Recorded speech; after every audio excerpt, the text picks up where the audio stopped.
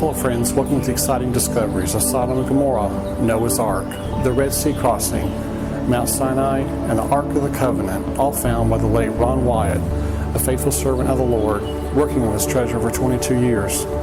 Friends, we're living a special time, a time of the end, where God is preparing a simple show and tell demonstration to show the world what His truth really is.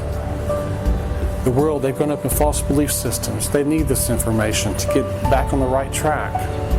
We can see in these discoveries a sense of judgment.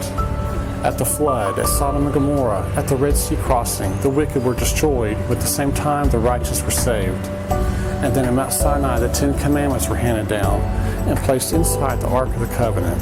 The same law that you and I be judged by, but through the Holy Spirit, we can be victorious. Friend, I hope you enjoy revealing God's treasure. Sodom and Gomorrah.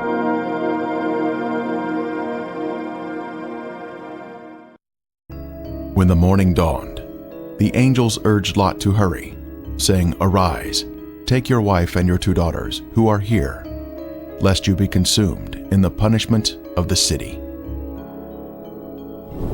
Lot, his wife and daughters, all fled from the terrible destruction of Sodom.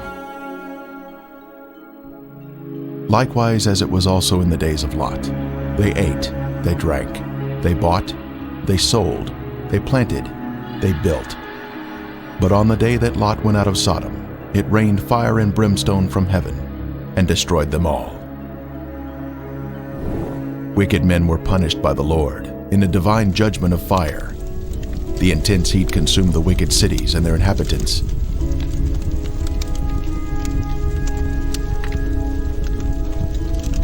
But Lot's wife looked back toward her beloved Sodom, violating the angel's command, and was thus turned into a pillar of salt. Turning the cities of Sodom and Gomorrah into ashes, condemned them to destruction, making them an example of those who afterward would live ungodly. This is a visible example that is mentioned here. The Bible tells us the cities were in the plain of Jordan, which is the area surrounding the Dead Sea, and it was once a beautiful, lush area. At 1,300 feet below sea level, this is the lowest place on earth, a very hot and desolate region that was cursed by God because of the sins of the people. Sodom had pride, fullness of food, and abundance of idleness. Neither did she strengthen the hand of the poor and needy. And they were haughty and committed abominations before me. Flavius Josephus, the first-century Jewish historian, tells us, "There are still the remainders of that divine fire, and the traces of the 5 cities are still to be seen." Popular thought has it that the cities were later covered by the waters of the Dead Sea, but if Josephus could see the cities in his day, then we should be able to view them also, as the water level has, if anything, receded since his time. And the border of the Canaanites was from Sidon as you go toward Gerar, as far as Gaza, then as you go toward Sodom, Gomorrah, Admah, and Zeboim, as far as Lasha. The biblical description tells us the cities were spread out, forming a line along the Canaanite border, not grouped together in one area, as some may think. Driving along the coastal highway of the Dead Sea in Israel, one can soon see peculiar formations that are of a lighter color than the surrounding terrain. These are the ashen cities, destroyed by the wrath of God. These cities were consumed by intense flames, a supernatural heat that was directed by the hand of God. Today there is ash that is of lighter color than the surrounding mountains and terrain. As mentioned in the Bible, this is a desolate area where nothing grows.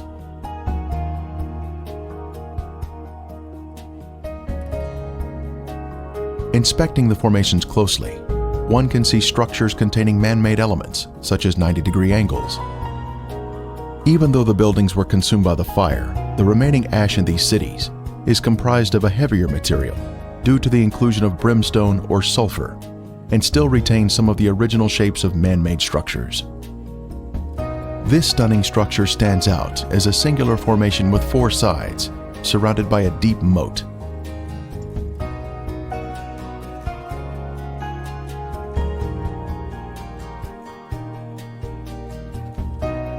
We move in closer to inspect the unusual features evident on the side of the formation.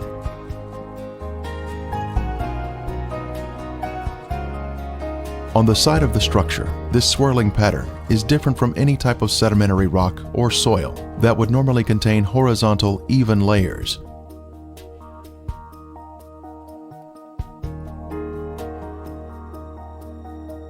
These swirling designs were also seen in other ashen formations in the cities. This is evidence of extreme heat, up to 6,000 degrees Fahrenheit, where thermal ionization occurs, when the electrons repel and attract, forming these unusual swirling designs.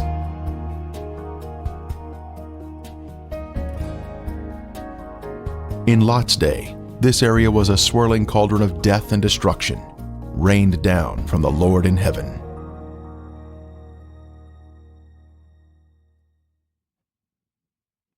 Strange anomalies can be seen here, such as these fragile layers of material which disintegrate when touched. The limestone buildings in the cities of Sodom and Gomorrah were totally transformed into ash by the consuming fire of the Lord. Evidence of this destruction is revealed in the white gypsum anomalies in the area, including unusual shapes of chalk-like material, which is not found in other parts of the country.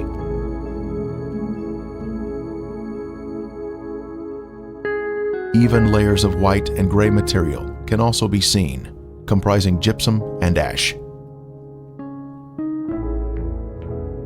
At the time of Elijah on Mount Carmel, the Lord sent down a superheated fire from heaven, consuming the stone altar and sacrifice, turning them into ashes.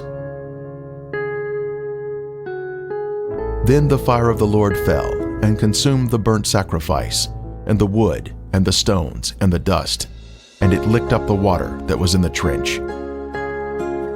We are also told, "For the Lord your God is a consuming fire, a jealous God."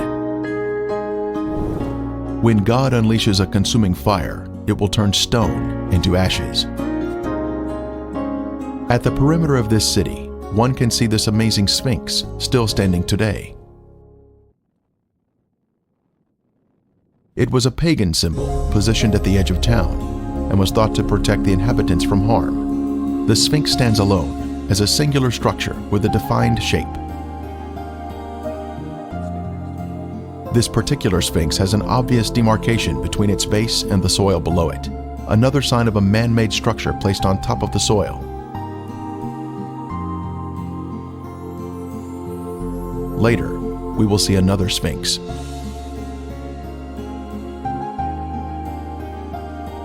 From a higher level, a large section of gypsum has fallen down here. It clearly exhibits the alternating layers of white ash that is calcium sulfate, gray ash that is calcium carbonate.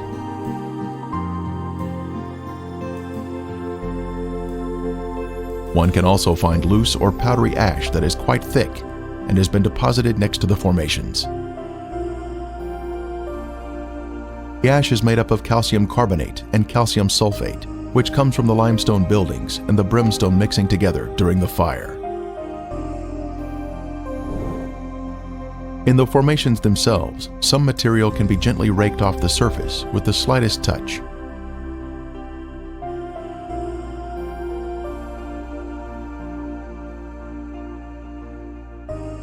Looking down the city streets, one can notice man-made shapes which are not found in nature.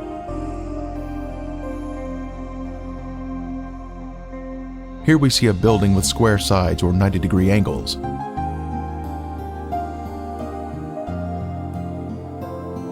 From the opposite side, we can see the same symmetrical structure and man-made angles.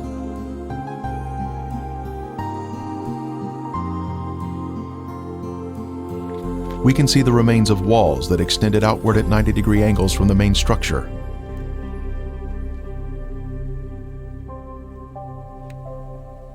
Once again, further evidence of man-made construction. Here we can see square windows that are visible in the walls of the structures, which give us a view of the past. Scanning the city for signs of prior habitation, we can see in the foreground a tower of cylindrical design, positioned at the edge of the city. The remains have suffered greatly during 3,500 years of wind and rain erosion. Even still, there is the appearance here of streets and man-made structures.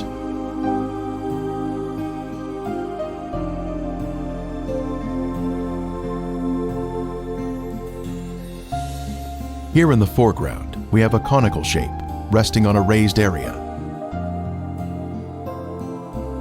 A short distance away, we see another similar shape.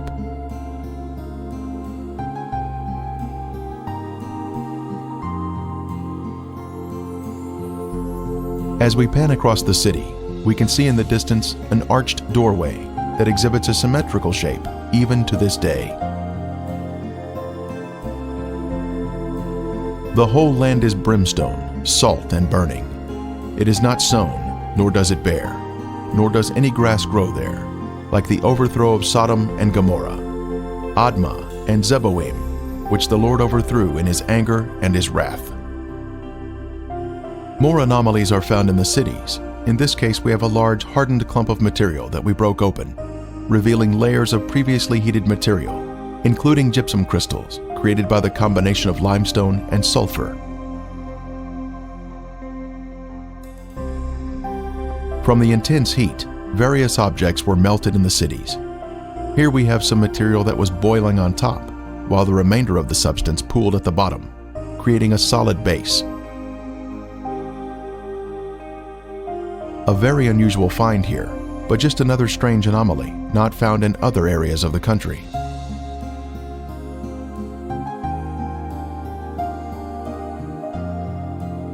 Here is another example of some type of substance that was melted from the extreme heat that God rained down from above. Resting on the ground, we find an unusual layer of gypsum crystals. Underneath the crystals is a layer of white gypsum, then gray ash, all of which was created by the great conflagration of heat, which consumed these sinful cities along the Dead Sea.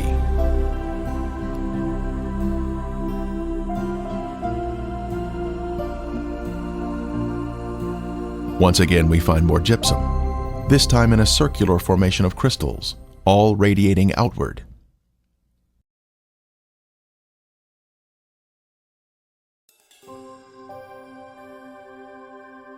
Then the Lord rained brimstone and fire on Sodom and Gomorrah, from the Lord out of the heavens. Brimstone. Our first sample was found here, having been washed down from a higher location.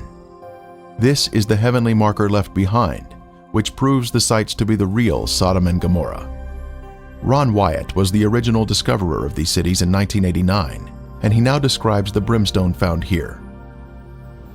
Okay, we're down at Sodom and Gomorrah still. Right in front of you see some unusual looking spots on this, shall we say, layer of ash. It's not stone, it's ash. Now we'll move in for a close-up of this.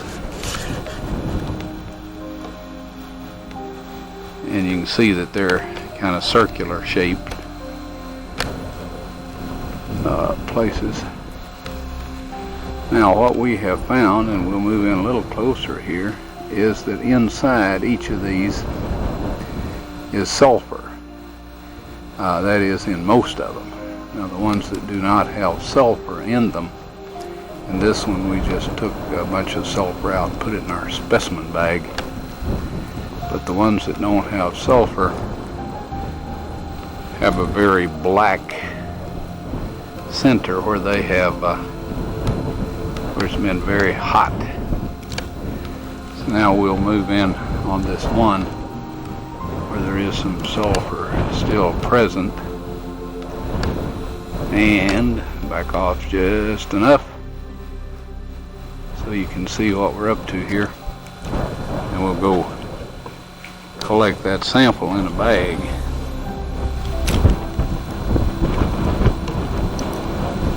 Before I started using this knife, it was very, very sharp.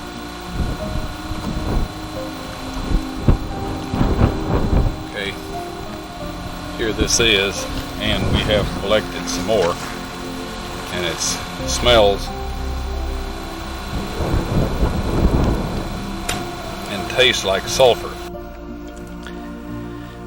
Now the Bible tells us that it rained fire and brimstone upon the cities of Sodom and Gomorrah.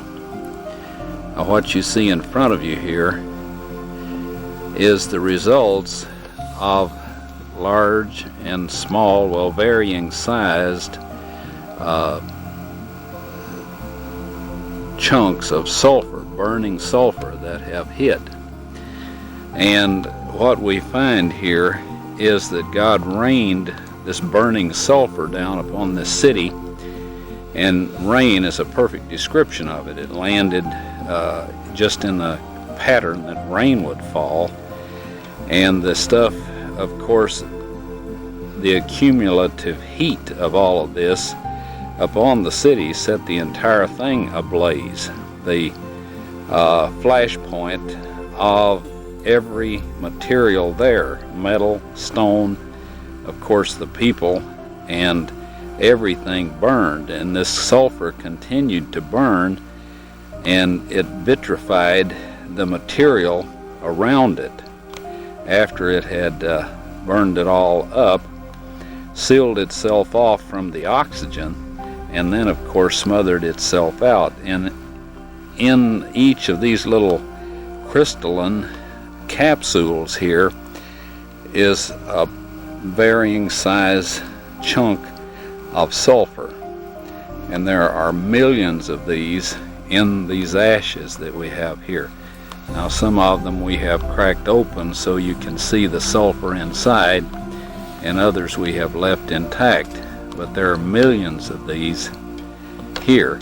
So this shows that God indeed rained fire and brimstone upon these cities. And if you look in your dictionary under brimstone, you'll find that it is sulfur. A piece of the brimstone from the cities was lit at night, and soon there was a beautiful blue flame produced by the burning sulfur. A very strong aroma of sulfur filled the air, and was overpowering if one directly breathed the fumes.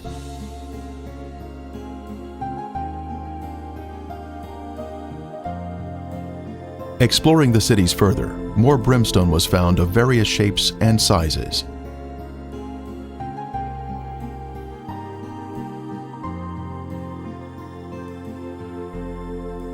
Several samples had been washed down to areas below and were added to our growing collection.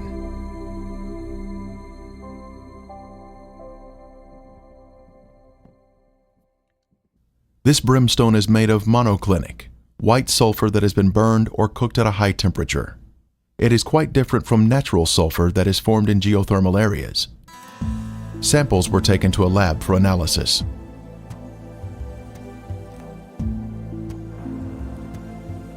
Each specimen was carefully separated and prepared for testing, with the outer portion cast aside.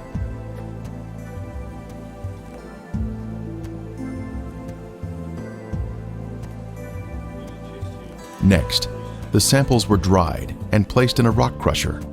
Then they were pressed onto a disc. Then they were loaded into a machine for the semi-quantitative X-ray analysis. Each sample was individually transported into the testing chamber for analysis. The results proved to be quite amazing.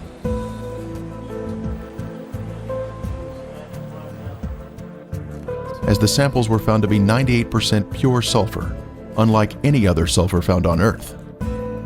This pure, cooked sulfur is the heavenly marker that was left behind to show the world that the Lord, without a doubt, destroyed these sinful cities at His command. Critics have said that the sulfur is from volcanic activity, but that type of rhombic sulfur is only 40% sulfur and is of a crystalline form, unlike the white, compacted monoclinic form that is found in the ashen cities today. Here is a round piece of brimstone embedded in a section of ash.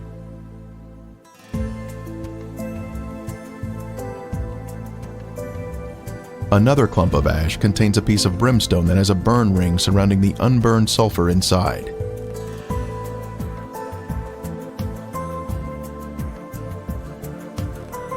This mound of material has a lid that easily comes off, revealing the round nugget of brimstone inside.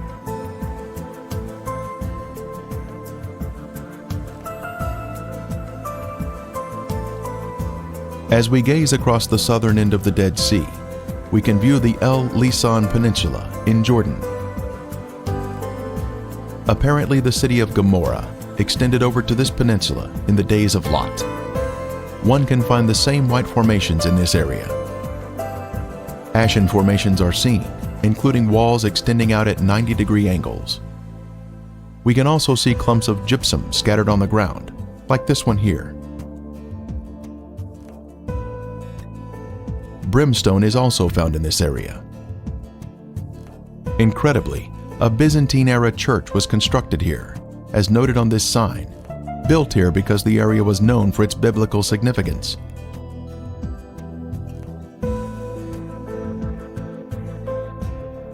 Back over at Gomorrah proper, we can see white, ashen worship structures built atop an acropolis or high place. Both a sphinx and ziggurat are seen here, side by side, much like what we see in Egypt at Giza, with the Sphinx and the pyramids built in close proximity to each other.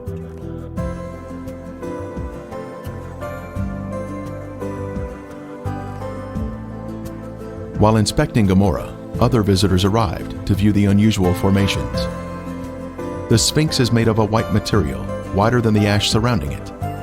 Perhaps it was built of more expensive components and dedicated to their pagan gods.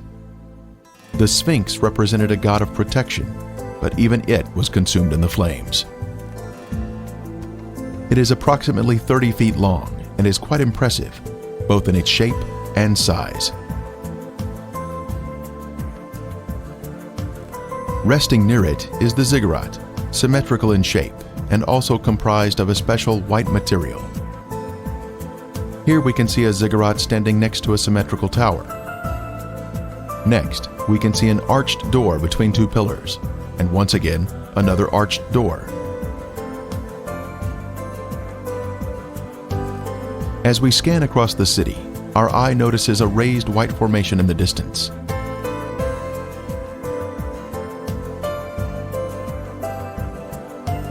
As we near the formation, we can see it is in the shape of a ziggurat.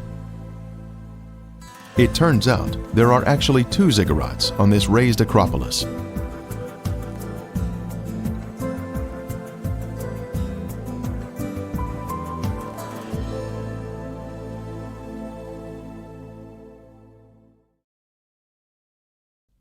As we stood next to one of the ziggurats, our team found perfect specimens of melted brimstone, where the liquid from the burning sulfur had cooled down, forming a hard, crystalline shell around the unburned sulfur that was hidden inside.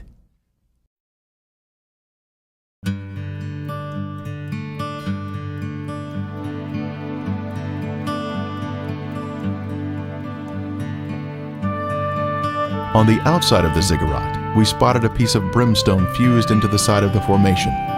Using a knife, it was opened, revealing the pure brimstone inside.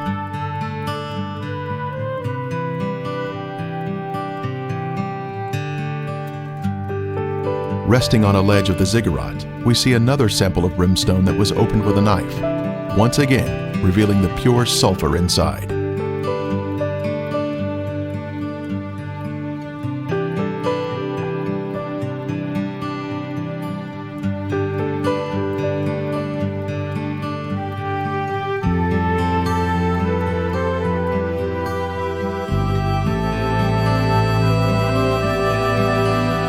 The most impressive evidence was this cremated bone fragment that was left behind from some lost soul of Gomorrah. The bone marrow inside was cooked until it had turned white. This is a moving testimony of God's power to destroy those who reject the Holy Spirit. Are we in the will of God, allowing the Holy Spirit to guide us into obedience? Or are we part of the rebellious and lost? There is a future event mentioned in Revelation, but the cowardly, unbelieving, abominable, murderers, sexually immoral, sorcerers, idolaters, and all liars shall have their part in the lake which burns with fire and brimstone, which is the second death. The day is coming, burning like an oven, and all the proud, yes, all who do wickedly, will be stubble, and the day which is coming shall burn them up. The surface of the earth will be as a lake of fire, with all unrepentant sinners being consumed by fire and brimstone, just as Sodom and Gomorrah were destroyed. Friend, there is only one way to escape the punishing flames of the second death, and that is through Jesus Christ. Won't you ask Him to take over your life today?